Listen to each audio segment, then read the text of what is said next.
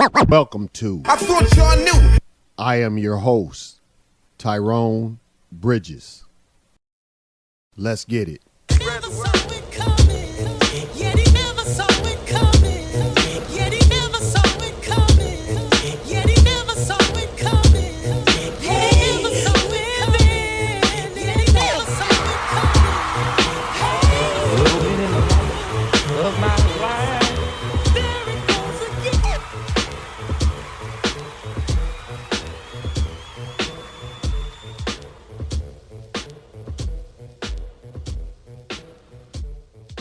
Welcome, everybody. I'm Tyrone Bridges. This is I Thought You Knew, and I'm welcoming a newcomer, a new person this is my first time meeting you, Mr. Stephen Ranzini. Ranzini? That's correct. All righty. Welcome to the show, sir. Thank you. Thank you. All right. Appreciate the invitation. All right. Without further ado, let's go ahead and get into what we need to talk about today. Let's talk about what's going on with the sheriff department and the crimes and stuff that's happening that you mentioned on Facebook. Yeah. So I think, it's an open secret in the community. Our sheriff lives in Florida and spends most of his time down there, as well as on a private company that he owns called Windsor Group. And now he's trying to get his appointed successor, Derek Jackson, elected as the next sheriff, right? So Derek claims to have not been involved with this private company, which employs several Washington County employees who, according to FOIA information, appears to take up all their time. Like, they don't spend any time on county business. They spend all their time on the private company that Sheriff Clayton makes so much money on. And Derek Jackson claimed that he never worked for this private company, yet unfortunately for him, Wayback Machine captured a copy of the Windsor Group website just the week before he announced his run for re-election, and there he was as one of the key officials of the Windsor Group. So this continues a pattern by Derek Jackson of lying about his past, about what he's up to. I think it's very troubling that a law enforcement official, current deputy sheriff, and who wants to be our new sheriff, has such a trouble with the truth, right? And this is not the first time that he's lied publicly and been caught out lying, right? And I just want to take a step backward, though.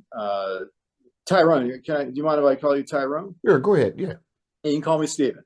All right. So, all this corruption, maybe it wouldn't really matter so much if things were going well, right, in our community with law enforcement. Right. Okay. I think people just generally want good results, right? I mean, that's what they want. They don't really care kind of, the sausage making, like how they get the good results, but they want good results, right? Right. And what we've got here in Washington County is not just bad. I mean, we've got off the charts bad, okay, wow, when it comes to law enforcement, right? So the crime clearance rate of the Washington County Sheriff's Department since Sheriff Jackson has been elected, it's going back almost 15 years now, is 65% failure rate. So meaning 65% of all the crimes that are reported by the Sheriff's Department have never been solved. And then, if you look at the other things that the Sheriff's Department is responsible for, one of the key things that they talk about as being very important, and it is very important in the community, is after people do their time and they come out, how do they get reintegrated into society? And is that a successful thing that happens, right? Well, we talk about recidivism, right, which is the propensity for somebody to commit another crime and go back to jail, right? That's not a good thing when there's recidivism, right? So in Washington County, of all the counties in Michigan, we have by far the highest recidivism rate in the state. It's not a good thing. In fact, our recidivism rate is triple the statewide average. Wow. And since Sheriff Clayton was elected as sheriff first time, the recidivism rate in Washington County has risen 50% to north of 60%, while the statewide recidivism rate has dropped 50% to about 20%. And, you know, I got to tell you, anybody that hears those statistics should understand the scope of the problem and how serious it is, right? Because this is a fundamental issue with the folks in our community that needs to be solved, right? I mean, we need to reintegrate folks who have made mistakes, who've done their time, you know, for the crime. Now they're out and they want to get back on their feet and do the right thing. How's that going to happen, right? If that's the odds that people are up against in this county, right? And, you know, the county sheriff's department is spending $4 million a year on all these outreach people to run around and supposedly help with this issue, right? But, you know, what's their track record of success? It's abysmal failure, right? And they talk about stuff like, you know, hiring these guys, supreme felons, you know, ex-cons that they gave $1.2 million grant to, which used federal government money, which only was supposed to go to nonprofits that were registered with the IRS, but bad for them. The IRS revoked their nonprofit status, and then they still gave them the money, even though it's illegal to do that. I mean, again, these are county elected officials who are breaking the law, right? That's the kind of people we got in charge right now, people breaking the law. And you know, another thing that Derek Jackson lied about is supreme felons itself. He said in an interview video, you can go look at the video, I had nothing to do with starting supreme felons. Well, unfortunately for him, there's a FOIA text message that his direct subordinate, Marvin Gundy, texted Derek Jackson saying, hey, I got everything all arranged for supreme felons, and here's how it's going to be. And this guy's gonna be president, and this guy's gonna be vice president. And we got it all, you know, we got it all worked out. Okay, so if he's picking the president and the vice president of the organization, you know, they're like the people that started it, right? And who'd they pick? To put the initial president of this organization they picked was a child molester, not just a sex offender, but a child molester. And this $1.2 million grant was to send child molesters into the public schools and Ypsilanti Consolidated Schools and Washington Intermediate School District to talk to kids, to counsel kids out of supposedly a life of crime, right? Who thinks this is sending sex offenders? And it's not just the one guy that got caught out, okay? But there was 3 sex offenders in this organization, all convicted of crimes with youth, right? I mean, this is just bad stuff, you know? And how does anybody think this is a good idea? By the way, it's illegal for any felon to step a single foot on school property in Michigan without the Board of Education of that school system first voting to allow them onto the school property. And there's no vote ever for Ypsilanti Consolidated Public Schools Board of Trustees or the Washington Intermediate School District to allow any of these felons to come onto their school property. Now, unfortunately, they did. There's some nice pictures on X, Twitter, formerly known as, where they were welcomed by Derek Jackson and the superintendent of schools for Lincoln Community Schools to a basketball game on school property. Again, no vote, illegal. Right? So we got elected officials and their subordinates in the sheriff's department running around breaking the law, not following the law, putting the community at risk. And the other thing about this $1.2 million and what it's about for supreme felons is they're setting up a ground army for election time. So I've talked to several elected officials who've talked to people, and this is what's going on. So the people in the parole department of the county sheriff's department say to the ex-cons, who they're monitoring for parole, bring me your mail-in ballot and bring me the mail-in ballots of the members of your family. But don't fill them out. Just bring them in. All right? And then they vote those ballots the way they want. And then they've got a ground army to go door to door, right? Put literature on people's doors and knock on doors and tell people they should vote for so-and-so, the preferred candidate. Right? This is Chicago-style politics here in Washtenaw County. This is Wayne County politics here in Washtenaw County that these folks are engaging in. It's wrongdoing of the highest order. And the people need to wake up as to what's going on with these folks and how corrupt they are. Wow. That's an eye opener right there. And yeah, you know, you can't make this stuff up. I mean, if you went to Hollywood and you said, hey, let's make a movie about this, right? They'd be like, oh, Stephen, come on, that's just not plausible. How can they be doing all this stuff? And they get away with it. Nobody holds them accountable. wow. Well, it's up to the voters to hold these people accountable, right? Election's coming. Hold these people accountable with your vote. Everybody can do this. We can do this. We can get together. We can do this. Get rid of these people. Clean house. From the commissioners all the way down. Yeah, we started with talking about the sheriff, but you know, let's talk about the county commission, right? So first of all, the county commissioners, since they've been elected, they've tripled their salaries, and then they increased their spending account for miscellaneous, you know, fun stuff that they do. But then several of them overspent the increased spending account, and then when they got called out by a local newspaper, you know, that they had overspent. Of course, the rules say that the county should hold them accountable, right? But the county's not holding them accountable. They said, well, we're not going to pay the money back. You know, it's on the taxpayer's dime that I went to the Grand Hotel on Mackinac Island, and I took a $2,400 limo up to Mackinac City. That's not my problem. It's the county's problem. It's the taxpayer's problem. I'm not paying that back, even though I overspent my spending account on, you know, 5-star luxury hotel. I mean, you just can't make this stuff up. Like, and people were like, oh, it's all okay. So I have a friend who's, you know, former trustee in Ypsilanti Township, black lady, and she went to the county commission to complain in public speaking time. And all the county commissioners sat there, you know, said not, they would say nothing in response, except one of them, Commissioner Crystal Light, said to my friend, you're a racist for complaining about the overspending, because all the people that overspent at the county are black.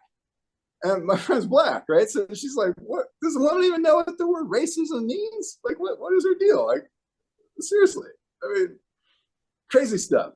And they had a senior official at the county. They have still senior official at the county, the director of racial equity. She spent $115,000 on her county credit card in 2 years. Okay. She took a trip to Germany on the county dime. She took a trip to a Caribbean wellness resort on the county dime. She took 3 trips to the Grand Hotel in Mackinac Island on the county dime.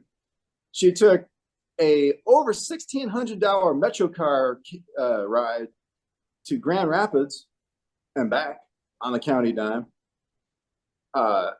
Luxury hotels all over the United States on the county dime. And, you know, this is what my friend's complaining about. And they're all like, hey, it's all good. Why are we going to get all upset about this? And by the way, you're a racist for even saying that it's a problem.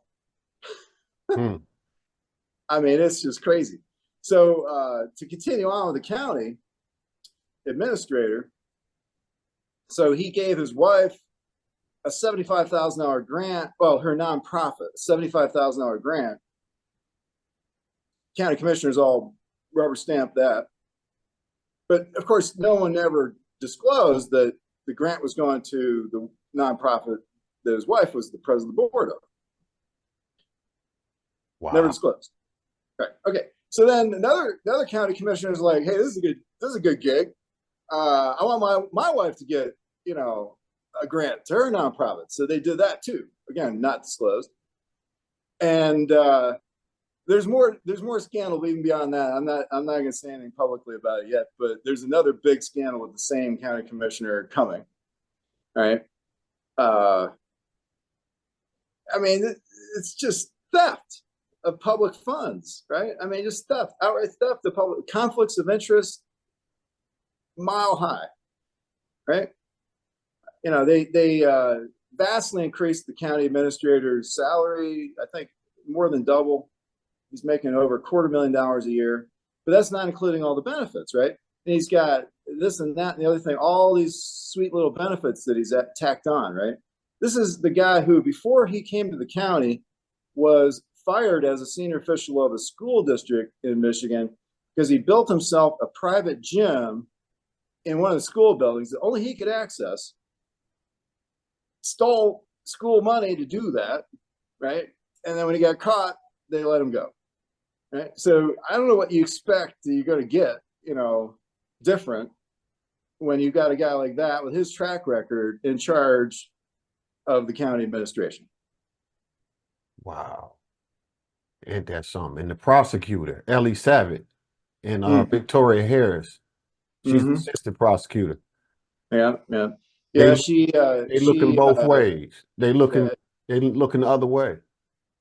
Yeah. So, it's very interesting. You can go look at this video of Derek Jackson being interviewed by, I think it's Billy Cole, the president of the Supreme Felons. And about 41 minutes into the video, I think it was, they start talking about the Supreme Felons and, the value proposition that the Supreme Felons has to the community, right? And this relates to Ellie Savitt. That's why I want to bring it up. You mentioned Ellie Savitt. So he says, part of what we're doing for the community is we're solving problems. Like somebody gets a traffic ticket, we get Ellie Savitt to waive that. Literally what it says in the video, right? So I'm an Italian American. My last name is Ranzini, right? So, my dad was a judge. He was involved in law enforcement. Growing up, there's kind of two different kinds of Italian Americans, right? You had your people on the right side of the law, and then you had your mafia. Okay. Not my friends, right? Not my dad's friends, but there's these people who are mafia, right? I don't know if people really understand like how the mafia got started in Southern Italy, right? So how it got started was sort of an extrajudicial court, right? If you had a problem with somebody, instead of going to the king's court, which is totally corrupt, right? And you'd get a bad result no matter what happened. They go to some village elder who had a lot of mutual respect from everybody, right? And they would plead their case and they say what was going on, both sides. And then the village elder would make his decision, and then everybody had to abide by the decision, right? And that all sounded great, and it started out great, right? Except along the way, some of these village elders got a little power hungry, and they'd say to the people when they come and ask for his help, it was always men, right? Ask for his help. He'd say, well, I'm going to help you out here, but you're going to owe me a favor, right? And I'm going to get that favor back somewhere down the road, right? Okay. And he'd work it out outside the court, right? But this is exactly what Ellie Savitt and Supreme Felons and Derek Jackson are doing here, right? Instead of going to a judge to solve your traffic ticket, you go to the private court where they can just make up their mind to do whatever they want to do, but then you owe them a favor. Are you with me? Yeah. Wow. Yeah. Wow. That was exactly what I said when I heard that video.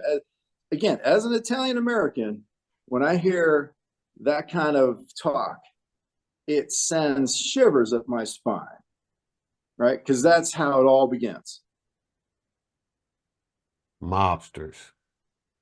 Yep. That's how it all begins. When you bypass the courts and you just do whatever you want to do, that is the antithesis of the American way. This is why they pushing so hard to get Derek Jackson in office as the sheriff. Mm-hmm. Mm-hmm. Yes. Right. Yeah. Hmm. Interesting. Interesting. But it's interesting and disturbing, Tyrone. Well, we all are all over Facebook right now, and I'm pretty sure a lot of these people didn't know all this information, Yes. but it's coming out on the show here. It's Right. coming out from somebody I didn't ever meet, ever meet you. Have I ever met you? No, no, I'm sorry. We've never met. You Oh, know, I've been out and about in the community, but I met a lot of people, but I just have never met you, right? You know, like a couple years ago, I ran for Washington County Commissioner, and I knocked on over 3,000 doors in the district, and listened to people and learned a lot, right? Their main concerns, what I heard, knocking on doors were um, affordable housing, right? Cost of housing is very high, right? And the schools, right?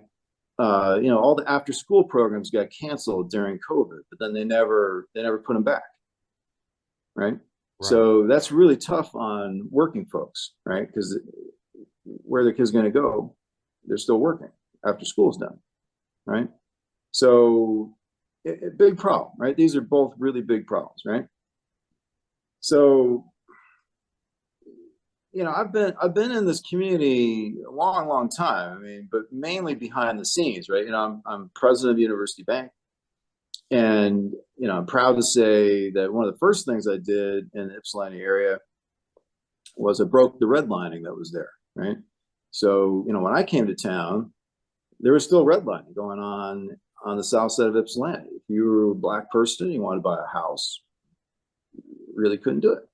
And I met a gentleman, John Barfield, who told me how he was the very first black guy to buy a house in Ypsilanti with a bank loan, and that was not that long ago. Like it was in recent memory, right?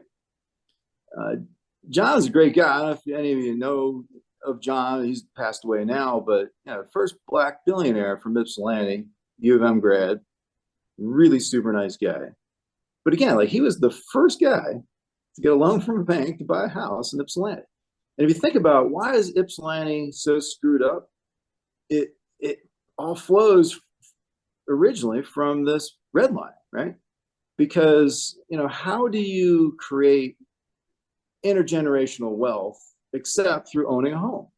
right, And if you've been denied that because the banks discriminated against you and you rent your whole life, you're not going to build any intergenerational wealth. I mean, renting doesn't build wealth. It makes some landlord rich, but not you, right?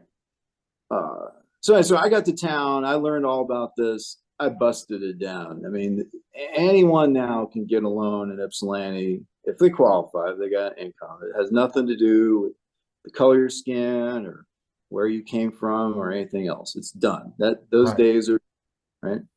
But it's because I did that. I mean, I did that. We appreciate you for that. That right there, that is a beautiful thing.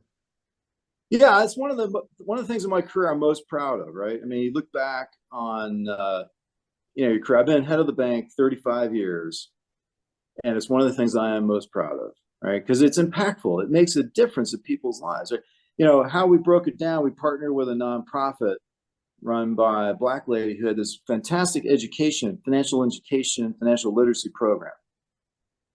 And we said to her, everybody that graduates from your program can get a loan to buy a house with 3% down. And it doesn't matter what their credit score is, just as long as for the prior 12 months, they've got religion about good credit and doing the right things, right? And we put 100 people on the south side of Ypsilanti in as homeowners, and not one of those loans, they all paid off. Not one had to be foreclosed on. All paid off in full. So every one of those people became a homeowner, and it was a huge success. Just And give then it. we actually won an award. You know, Dina Harris, who's the lady I work with who ran this nonprofit. Yeah, I remember her. Yeah, Dina and I won this award from HUD for the National Model Homeownership Counseling Program because of the work we did in Ypsilanti. And we took people with credit scores as low as 460. Wow. Into this program. Okay. Wow. It made them a success. Right. So, like I said, those days are done. That's finished. But we're still living with the consequences of those mistakes of the past. Right. So that's one thing. Then, you know, on affordable housing, you've got other issues going on, right? So the federal government has funded a significant number of recent immigrants, and they're putting them into apartments. So, for example, everybody knows who Stuart Beale is, right? Yeah, yeah. Yeah. So Stuart posted on Facebook about 3 years ago that he got a call from the federal government. This is just around the time when the US government, the army, was pulling out of Afghanistan. And he said he got this call from the Jewish Federation nonprofit, the big nonprofit that the Jewish community has. And they said, how many apartments do you have for rent right now, Stuart? Now, you know, Stuart's the largest manager of apartments in Ypsilanti, right? Yeah. And he says, I don't know, I'll check. And he's like, he comes back a few minutes later. He says, I got 32. They're like, we'll take them all. Send over the contracts. We'll sign them today. It's like, what's going on? They said, well, we got all this money from the federal government to resettle Afghan refugees. So that day, the apartment vacancy rate in Ypsilanti went to 0 because they called not just Stewart, but everybody else that had apartments for rent. And they all got rented, courtesy of the federal government, using federal government taxpayer dollars, right? Wow. What happened over the next 3 years? There's no supply. The price goes up, right? What happened to rental rates? Up 50% in the community over the next 3 years, right? And now people who've lived in Ypsilanti area, Eastern Washington County area their whole lives have had to move to Jackson or Farmington Hills or downriver, right? Because they can't afford to live in Eastern Washington County anymore because the vacancy rate is 0, right? And everybody's going up on their rent, including Section 8 landlords. Right. Exactly. Right. Exactly. You know, and there's not a lot of housing being built, right? Although I have to say, it was very controversial, but I had a piece of property on the west side of northwest side of Ypsilanti. It was the second largest undeveloped piece of property, West Clark. And I had tried for 20 years to find somebody to build for sale housing on that 15-acre piece of property. No one would step forward for over 20 years.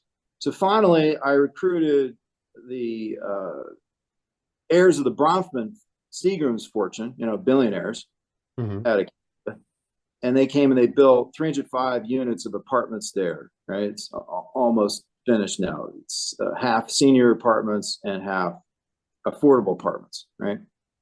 But I view it as a bit of a failure. I mean, sure, there's 305 more new units of housing available for people at affordable rates, but it's not for sale housing. It's not generating intergenerational wealth. It's just perpetuating dependency, right? I mean, people aren't going to be able to lift themselves out of poverty living there, right?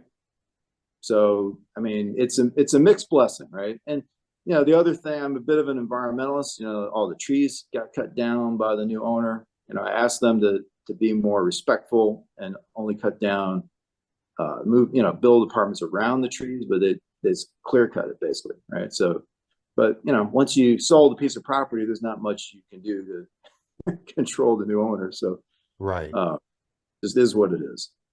So I know some folks in town were upset that the 15 acres of trees got cut down, but you know, do we need more trees or we need more affordable housing? I mean, that's the decision that people need to make. Yeah. Right. Big decision. Yeah. Wow. You Man, know, the you actually blew me away today. This is a boatload of information. I'm just like shocked. Like, and the viewers are literally shocked right now too. They're hearing this. This is like breaking news for all of us that's listening to it. This is it's been put all over Ann Arbor, Indy. So yeah, that's oh, we lost him.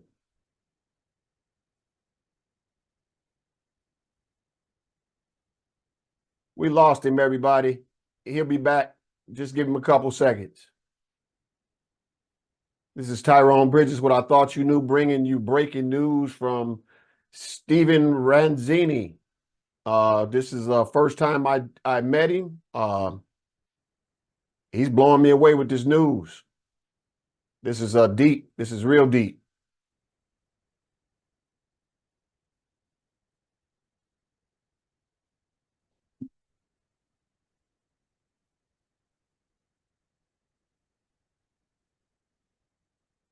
I don't know what happened to him, but I hope he comes back.